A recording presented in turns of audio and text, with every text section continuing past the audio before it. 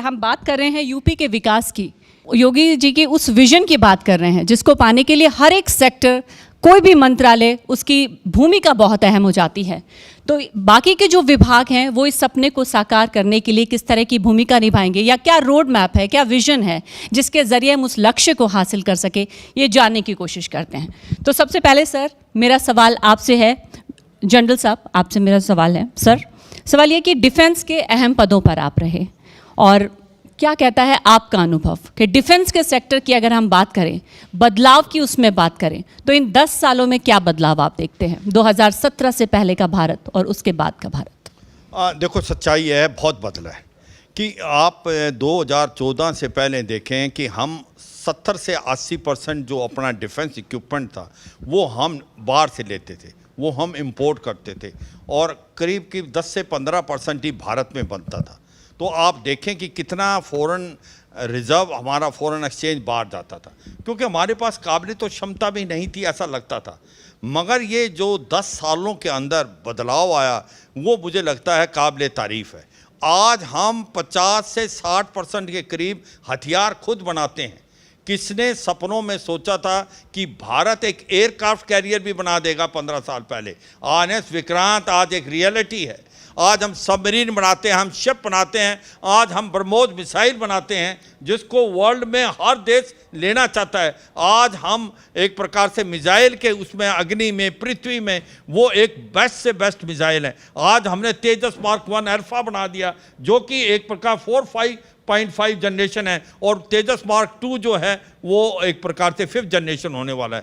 कहने का मतलब ये है, ये बदलाव काबिल तारीफ़ है। ये आया कैसे और इसके फ़ायदे क्या हैं, ये सबसे बड़े इंपॉर्टेंट है, हम अपने व्यूअर्स को बताना चाहें। देखो, सच्चाई ये है कि अगर आपकी कल को लड़ाई होती है कि हम ज़्यादातर 60-70% जो सामान बाहर से लेते थे, हम रूस से लेते थे, क्योंकि अमेरिका हमें सामान नहीं देता था, क्योंकि उसका लगाव जो था पाकिस्तान की तरफ था, और हम रशिया से लेते थे।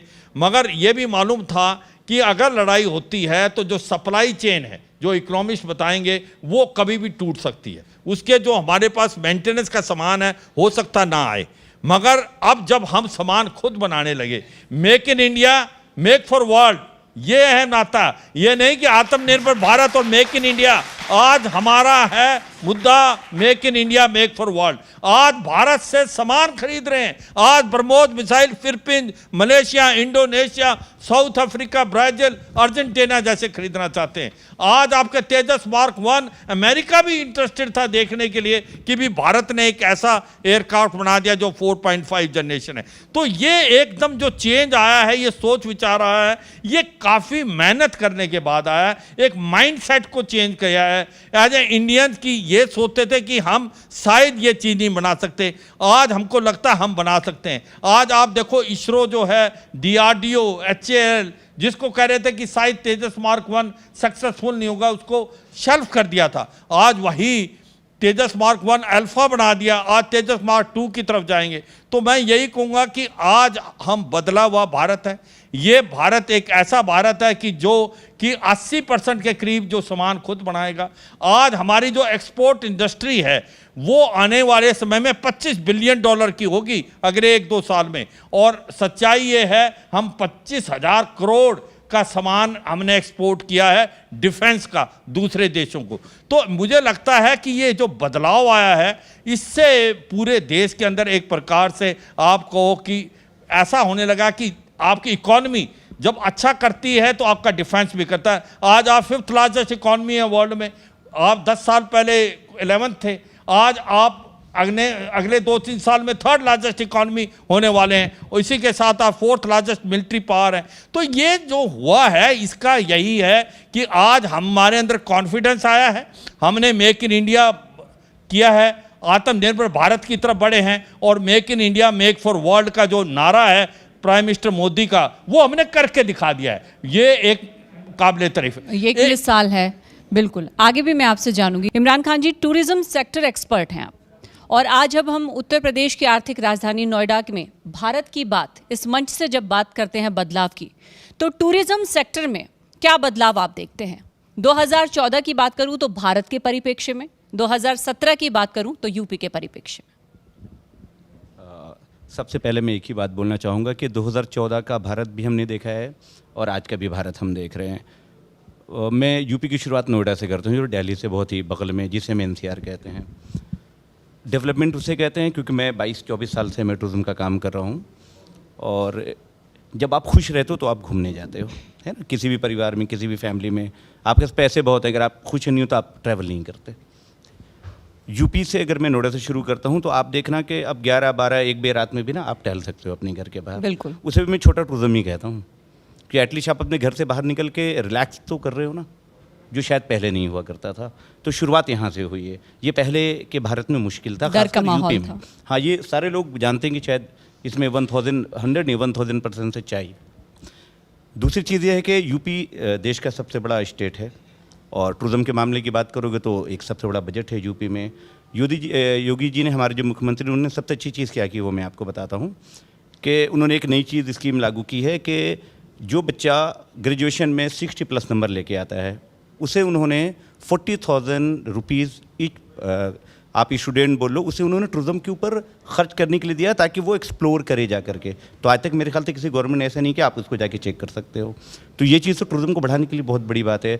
दूसरा ये है कि आज यूपी में 20 करोड़ की लगभग आबादी है और कई कंट्री शायद छोटी पड़ जाएँ हमारे यूपी के आगे।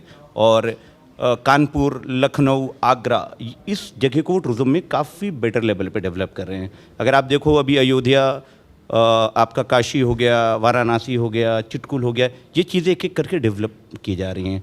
मेरे पास इतनी क्वेरीज हैं अयोध्या राम मंदिर को लेकर के, मैं आपको बता नहीं सकता हूँ। ठीक है, तो इसका फ़र्क तो हमें नज़र आ ही रहा है। अयोध्या में राम मंदिर बनने के बाद, प्राण प्रतिष्ठा के बाद टूरिज्म में कितना बदलाव देखा, कितनी तेज़ी से इसका बढ़ा पर्यटन के इसका पर्यटन का ये सीधा सा ये है कि शायद काफ़ी क्वेरीज हैं और वो शायद हम फुलफिल नहीं कर पा रहे हैं। इतनी ज़्यादा क्वेरीज, एकोमोडेशन की कमी है, कुछ अभी उसमें डेवलपमेंट की बहुत ज़रूरत है ना। उसके बाद वहाँ पे रेस्टोरेंट वगैरह अच्छी ज़रूरत है। एकोमोडेशन आप छोटे, जैसे मिड क्लास के लोग भी हैं, हाई एंड होटल भी हैं, तो कई चीज़ें प्रोग्रेस में हैं, प्रोसेस में हैं। वो चीज़ें आएंगी तो और बेहतर होता जाएगा अभी अयोध्या। और मेरे ख्याल से मुझे लगता है कि वर्ल्ड लार्जेस्ट क्राउड वहाँ पे होने वाला है आने वाले टाइम में। जी, क्योंकि लोगों का उत्साह बहुत है अयोध्या में राम मंदिर बनने के बाद, वो देखा जा सकता है। बिल्कुल। अगला सवाल मेरा योगेंद्र कपूर जी आपसे है। आप पॉलिसी एक्सपर्ट हैं, सीनियर इकोनॉमिस्ट हैं, तो मेरा सवाल आपसे ये भी है कि जब हम बात करते हैं कि अगर भारत की बात करें तो 5 ट्रिलियन अर्थव्यवस्था बनेगी और यूपी की बात करें तो 1 ट्रिलियन अर्थव्यवस्था बनने जा रही है, लेकिन कैसे? रोड मैप क्या है, विजन क्या है? देखिए, मैं उत्तर प्रदेश के बारे में दोनों चीज़ों को कवर करना चाहूँगा कि योगी आदित्यनाथ गवर्नमेंट के अंडर जो अचीवमेंट्स इन्होंने करी हैं, और अगर हम ऑन द अदर साइड ये देखें कि आज भी जो है क्या चैलेंजेस या शॉर्टकमिंग्स हैं। अचीवमेंट्स के पॉइंट ऑफ व्यू से मैं ये कहना चाहूँगा कि उत्तर प्रदेश आज सेकंड लार्जेस्ट स्टेट इकोनॉमी है इंडिया के अंदर, और उसका जो कंट्रीब्यूशन इंडिया के जीडीपी में 9.2% है। हमें यह भी समझना है कि उत्तर प्रदेश की जो पॉपुलेशन है वो आप लोगों को शायद ये हैरान कर देने वाली बात लगे कि इंटायर यूरोप जो है उसके अंदर जितने भी कंट्रीज़ हैं उनकी जो कंबाइंड पॉपुलेशन है उससे ज़्यादा पॉपुलेशन अकेले उत्तर प्रदेश की है। तो आप समझ सकते हैं कि एक स्टेट को कितनी चैलेंजेस हैं उसके आगे जो हैं, जो उनको अचीव करनी है। मेरा ये भी मानना है क्लियरली कि law and order as well as investment, इन दोनों का जो है एक डायरेक्ट रिलेशनशिप है। अगर लॉ एंड ऑर्डर आपका इम्प्रूव करता है तो आप देखेंगे कि इन्वेस्टमेंट्स जो हैं from within the state, outside the state and outside the country, ये तीनों फैक्टर्स जो हैं वो आप देखेंगे कि साथ के साथ मूव करते हैं। इस एरिया में मैं योगी आदित्यनाथ गवर्नमेंट को I think I will say कि दे पास विद एक्सेलेंट ट्रैक रिकॉर्ड कि उन्होंने जिस तरीके से लॉ एंड ऑर्डर को इम्प्रूव करा है, आई थिंक उसकी जो सराहना है वो सिर्फ देश के अंदर ही नहीं, वर्ल्ड ओवर जो है वो चीज़ करी जाती है। अब मैं शॉर्टकमिंग्स वाले पॉइंट पे ज़रूर कवर करना चाहूँगा कि कहाँ पे मुझे लगता है कि जो वीक एरियाज़ हैं। अभी लेटेस्ट एक वर्ल्ड इनइक्वालिटी रिपोर्ट जो निकली है उसके अंदर ये आया है कि इंडिया की जो बॉटम 50% पॉपुलेशन है उसकी जो कंट्रीब्यूशन है इंडिया की नेशनल इनकम के अंदर वो जो है पिछले 10 साल के अंदर फॉल करी है जी। इसका मतलब ये है कि आज की डेट में जिस आदमी के पास भी स्किल्स हैं वो जो है अब टाइम के साथ उसकी जो ग्रोथ है वो हमारे रेट ऑफ इन्फ्लेशन से ज़्यादा है, और अगर किसी के पास स्किल्स नहीं हैं तो उसकी ग्रोथ जो है वो रेट ऑफ इन्फ्लेशन को भी मीट नहीं कर पा रही है। तो मेरा ये मानना है कि यूपी गवर्नमेंट के आगे जो मेजर चैलेंज है वो ये है कि उनको इस तरीके की स्कीम्स जिसमें एक लोग जो हैं और यंगस्टर्स जो हैं वो स्टेट के ऊपर डिपेंडेंट से हट के इंडिपेंडेंट बन सकें, बिल्कुल इस तरीके की स्कीम्स जो हैं उनको बनानी पड़ेंगी। और उसमें खास ध्यान रखना पड़ेगा कि उन लोगों का जो लोअर स्टेटस से आते हैं क्योंकि वो अफोर्ड नहीं कर सकते हैं, तो उसमें स्टेट की सपोर्ट जरूरी है स्किल डेवलपमेंट में जी। और अगर इस एरिया में हम काम करेंगे तो आप देखेंगे कि उस लक्ष्य को जल्दी हासिल कर पाएंगे। Absolutely। बिल्कुल। अगला सवाल मेरा रमेश अग्रवाल जी से है। रमेश अग्रवाल जी, आप इंडियन एयर फोर्स में भी रह चुके हैं और अब जाने माने उद्योगपति भी हैं, तो जिस तरह से रक्षा क्षेत्र में भारत का डंका पूरे विश्व में बज रहा है, किस तरह से व्यापार में आपने अपना डंका बजाया हुआ है? अभी एक अनुभव बताऊंगा, यूपी की बात चल रही थी बिल्कुल। तो मैं भी मेरा एक अनुभव शेयर करता हूं। हमारी कंपनी के 1700 ट्रक चलते हैं और 2003 में हमने एक निर्णय लिया था कि हमारी गाड़ियां यूपी से क्रॉस नहीं करेगी, अलबत्ता 200 किलोमीटर दूर घूमकर चली जाएगी। यदि दिल्ली से मद्रास जानी है तो वाया जयपुर और अहमदाबाद और सोनसो घूम के जाएगी। हमने कभी भी मथुरा आगरा ये रूट को छोड़ दिया था, कोसी बॉर्डर को, 2003 से लेकर, और 2017 में तक भी यही था। तो एक ट्रक ड्राइवर ने आकर कहा कि सर वो पहले वाली बात नहीं रही, अपन अब यूपी होकर भी जा सकते हैं। तो हमने 2-4 ट्रायल किए, कहा कि वो सब शांति हो गई। 2017 के बाद और हर गाड़ी अब 200 किलोमीटर जाने के, 200 किलोमीटर आने के, 400 किलोमीटर का फ़र्क, मतलब 40 रुपये किलोमीटर के हिसाब से मैं समझता हूँ कि 16,000 रुपये पर चक्कर आज बचने लग गए, जिसमें से 8,000 हम बचा रहे हैं, 5,000 हम हमारे क्लाइंट को। बिल्कुल, यूपी में ये जो बदलाव है सुरक्षा के लिहाज से ये वाकई सराहनीय है, इस बात का हमने जिक्र करना होगा। तो अगर यूपी में इस सफ़र की शुरुआत की मैं बात करूं, आपके अनुभव की बात करूं, कोई वाकया आप हमारे साथ शेयर करना चाहेंगे, साझा करना चाहेंगे? ये तो एक अनुभव हो गया। दूसरा, यदि मैं आज, क्योंकि ट्रांसपोर्ट क्षेत्र के अंदर हमारे क्या होता है कि जब हम उसको करप्शन कहो या सुविधा शुल्क कहो, क्योंकि हर स्टेट के अंदर से जब गाड़ी निकलती है तो वो कहते हैं कि हमारी तो रोजी रोटी आपके ऊपर चलती है। तो इस तरह से एक 70-80 पैसे या 1 रुपये पर किलोमीटर का खर्चा सुविधा शुल्क का आता है। तो सारे देश में यदि कंपेयर करूं, जो कभी हाईएस्ट होता था उत्तर प्रदेश में, वो उन सबसे आधा है जी। ये एक नई सोच है। आज आप एक ट्रक ड्राइवर को यदि कोई तकलीफ देते हैं, क्योंकि हमारे ट्रक ड्राइवर हमारे मसीहा है।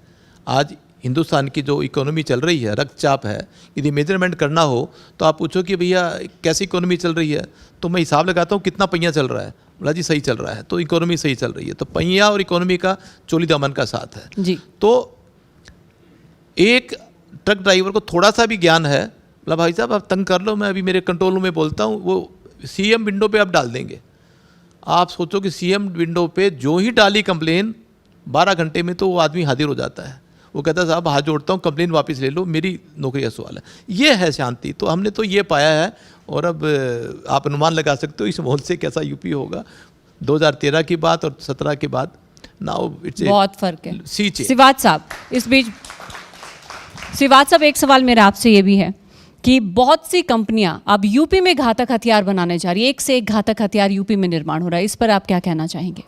हाँ, देखो ये सच्चाई है कि जैसे हम बात कर रहे थे, अगर आपको आत्मनिर्भर भारत बनना है, मेक इन इंडिया करना है और make in India for make for world करना है, तो फिर आपको इंडस्ट्रीज लगानी पड़ेंगी। और वो इंडस्ट्रीज एक जगह लगाने से तो काम चलेगा नहीं, आपको पूरे इंडिया में लगानी पड़ेंगी, आपको कॉरिडोर सेलेक्ट करने पड़ेंगे। तो गवर्नमेंट ने 2 कॉरिडोर सेलेक्ट किए, एक साउथ में तमिलनाडु और एक नॉर्थ में UP corridor, UP defence corridor. और यूपी डिफेंस कॉरिडोर क्यों? क्योंकि इसमें देखा गया कि आज की तारीख में जो यूपी है उसका लॉ एंड ऑर्डर बहुत अच्छा है, और उसके बाद जो 6-4 चीज़ें होनी चाहिए वो सब टिक मार्क हैं। जैसे कि पहले देखा गया कि आप एक प्रकार से नोड बनाओ, जैसे लखनऊ था, आगरा था, उसके बाद अलीगढ़ था, चित्रकूट था, झांसी था, इस प्रकार से ये 6 नोड सेलेक्ट किए गए। ये क्यों किए गए? क्योंकि सबसे इम्पोर्टेंट चीज़ है, अगर आप पहले डिफेंस कॉरिडोर बनाना है तो वो उसके पास 3 चीज़ें होनी चाहिए कि एक तो अच्छी सड़कें होनी चाहिए, जो कि आपके गोल्डन क्वाड्रिलेटरल में था, जो दिल्ली से कोलकाता जाता है उस कॉरिडोर पे था, पूरी स्टेट को कवर करे, ईस्ट में भी और सेंट्रल में भी, साउथ में भी। उसके बाद आपके पास बिजली पानी अनइंटरप्ट